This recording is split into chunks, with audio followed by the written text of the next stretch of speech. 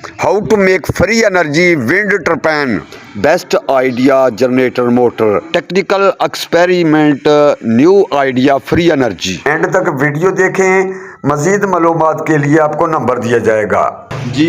Wind turbine के पर बनवाने वास्ते ना इत्थे मैं आया तो उन्हों की डाई तैयार की जा रही है। लोहे की चादर की डाई बनेगी, फिर इस तो बाद उन्हों के उत्ते पर बनाए जाएंगे जी। यह विंड टर्बाइन वास्ते डाई बन गई है अलहमदुलिल्लाह। ये इंशाल्लाह हवा दे नाल चलने वाले पर बना लगे हैं जी।